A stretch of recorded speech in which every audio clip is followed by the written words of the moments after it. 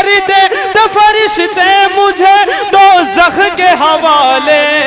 ارے ہونٹوں پہ جو آقا کا میرے نام نہ ہوتا۔ سبحان اللہ سبحان اللہ، بہت خوب بھائی ماشاءاللہ۔ صلی اللہ علیہ وسلم نے فرمایا رجل اما قوما وهم له کارہون، ایک ایسا شخص جو امامت کر رہا ہے ایک قوم کی،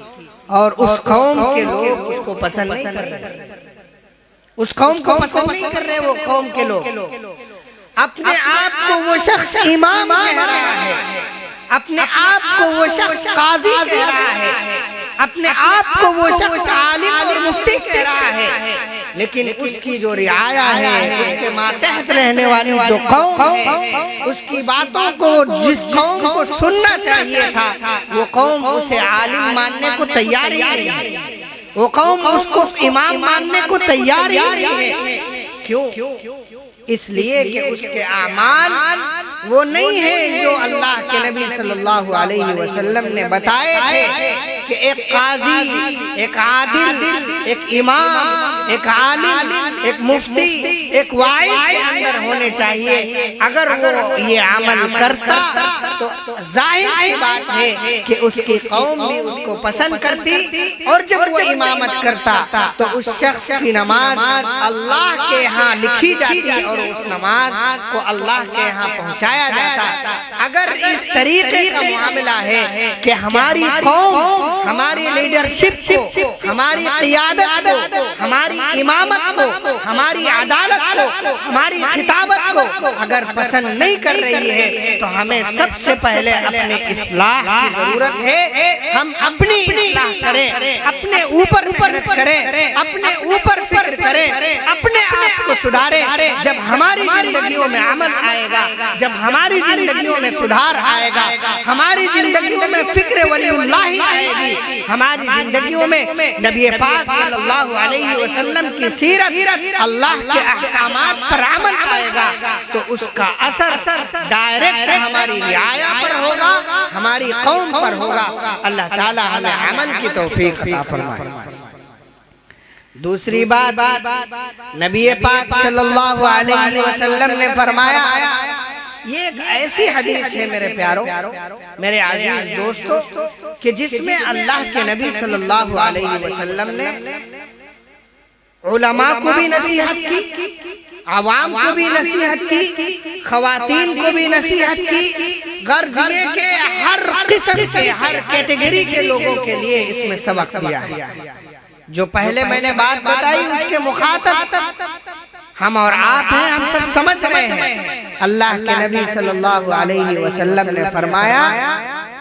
امرأۃ باتت وزوجها ساخط علیہا، ایک ایسی عورت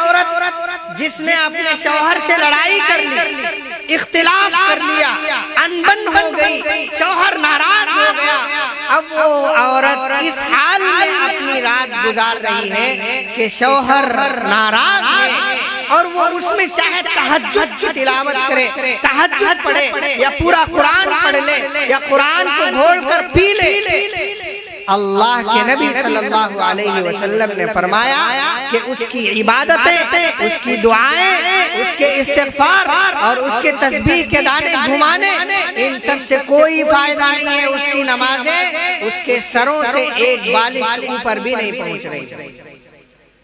اسے چاہیے کہ اپنے شوہر کو بہانوں سے، اداؤں سے، طریقوں سے، ہیلوں سے اپنے شوہر کو اس کے سونے سے پہلے راضی کریں۔ معافی مانگ، چھوٹی سی بات، معافی مانگ لے، بات ختم، اللہ تعالیٰ راضی، اللہ کے نبی صلی اللہ علیہ وسلم راضی، زندگی میں خوشگواری، زندگی میں خوشحالی، سب کچھ آ جائے گی۔ صرف ایک لفظ، ہم ہی چھوٹے سے، ہمارا ایک کام ہے، اگر میری مائیں بہنیں میری بات کو سن رہی ہیں تو اللہ کے نبی صلی اللہ علیہ وسلم نے فرمایا کہ اگر شوہر ناراض ہے، وہ غصہ ہے ہم سے کسی وجہ سے، غلطی کی وجہ سے، چاہے اس میں شوہر ہی کی غلطی صحیح، لیکن اگر وہ ناراض ہے تو ہماری یہ ذمہ داری ہے کہ ہم اس کو کسی نہ کسی طریقے سے سونے سے قبل اس کو راضی کر لیں۔ اگر اس حالت میں اپنے بستر کو سنبھالا اور ہم نے جا کر آرام کیا کہ شوہر ناراض تھا، تو چاہے ہم تہجد پڑھ لیں، قرآن کی تلاوت کر لیں یا دنیا کی کوئی بھی عبادت کر لیں، وہ اللہ کے ہاں قابل قبول نہیں۔ تیسری بات جو اللہ کے نبی صلی اللہ علیہ وسلم نے فرمایا، اس بات کو بتا کر اس کے بعد ایک اختتام چھوٹی سی تمہید بتا کر میں اپنی بات کو ختم کر دوں گا۔ اللہ کے نبی صلی اللہ علیہ وسلم نے فرمایا، ایسے دو لوگ جو جھگڑا کر رہے ہیں اور اس جھگڑے کو وہ اتنی دور تک لے جا رہے ہیں کہ وہ 3 دن تک سلام و کلام نہیں کر رہے ہیں، تو چاہے وہ دنیا کا کتنا بھی بڑا متقی اور پرہیزگار، نمازی، جماعتی کچھ بھی ہو، اللہ کے ہاں اس کے نماز کی کوئی حیثیت نہیں ہے، اس کے سر سے ایک بالشت اوپر بھی اس کی نماز نہیں جا رہی۔ اب ہمیں اپنے معاشرے میں غور و فکر کرنے کی ضرورت ہے۔ ہمارے رشتہ داروں کے ساتھ ہمارے کیسے تعلقات ہیں؟ قریبی رشتہ دار ہیں۔ اللہ کے نبی صلی اللہ علیہ وسلم نے فرمایا کہ مومن ایک دوسرے کا بھائی ہے، مسلمان ایک دوسرے کا بھائی ہے۔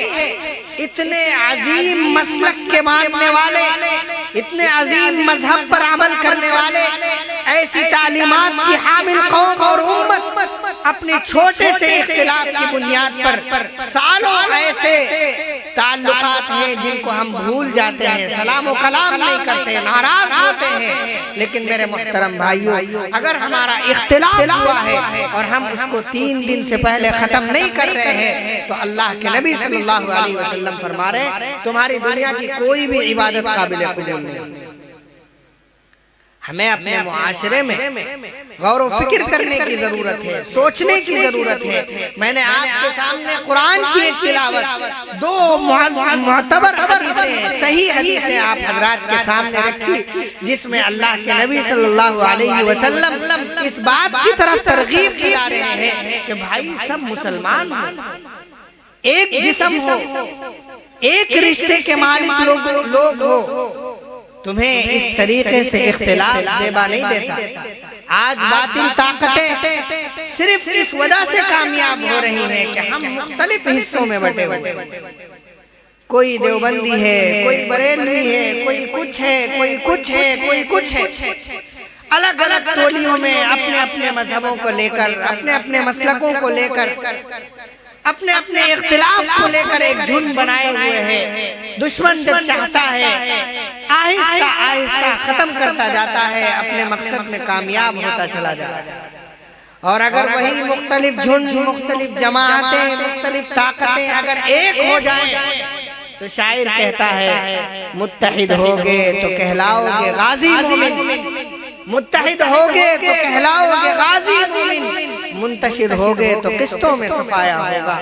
آج ہمارا حال یہی ہے کہ ہم انتشار کے حامل ہیں، ہم اختلاف کے حامل ہیں، اللہ کے نبی صلی اللہ علیہ وسلم کی تعلیمات سے دور ہیں، نبی کے اسباق سے دور ہیں۔ اگر ہم ان چیزوں کو اپنی زندگیوں میں لائیں، باہمی اختلافات کو ختم کر دیں، تو ہماری زندگیاں سدھر جائیں۔ نبی پاک صلی اللہ علیہ وسلم کی تعلیمات سے دور ہونے کے نتیجے میں تھانوں کا سروے کریے، عدالتوں کے چکر لگائیے، آپ کو یہ اندازہ ہوگا کہ چھوٹی سی لڑائی، چھوٹا سا اختلاف، وہی جہالت کا دور، کنواں کسی کا تھا، جانور نے آ کر ایک گھونٹ پانی پی لیا، جس کے نتیجے میں 200 سال تک جنگیں، 500 سال تک اختلافات ہوئے، خاندانوں کے خاندان ختم ہو گئے، پورے خاندان برباد ہو گئے۔ آج ہمارا بھی حال جہالت کے حال سے دور نہیں ہے، جہالت سے قریب ہے۔ چھوٹا سا اختلاف ہوا، فوراً FIR تھانوں میں ہو گیا۔ اب تھانے میں اختلاف ہوا، جو بات چھوٹے سے اختلاف کو ختم کیا جا سکتا تھا، کوئی درمیان میں کوئی صلح کرانے والا ہوتا، بات ختم ہو جاتی۔ تھانوں میں گئے، مقدمات لکھے گئے، ذمہ داروں نے، تھانے کے ذمہ داروں نے ماں بہن کی گالیاں دی، گالیاں بھی سنی،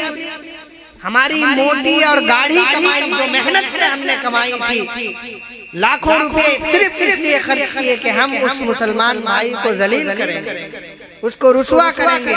اس کو نیچا کر کے چھوڑیں گے، اس کو اس کی اوقات دکھا دیں گے، لیکن کچھ نہیں، اختلافات سے کوئی حل نہیں نکلنے والا ہے۔ اس میں وہی حل ہے جو اللہ کے نبی صلی اللہ علیہ وسلم نے بتایا تھا کہ ہمیں صلح کے معاملات کرنے چاہیے۔ اختلاف ہو جاتا ہے تو ایک دوسرے سے معافی درگزر کا معاملہ کر کے اگر ہم اپنا معاملے کو نپٹاتے ہیں تو ہمارے زندگیوں میں خوشحالی آئے گی، اور جو ہماری محنت کی کمائی ہے وہ ضائع ہونے سے بچے گی۔ وقت کافی ہو چکا ہے، میں انہی چند اللہ کے نبی صلی اللہ علیہ وسلم کی حدیثیں سنا کر اس بات کو ختم کرتا ہوں۔ اللہ تعالیٰ کہنے سننے سے زیادہ عمل کرنے کی توفیق عطا فرمائے۔ وآخر دعوانا الحمدللہ رب العالمین۔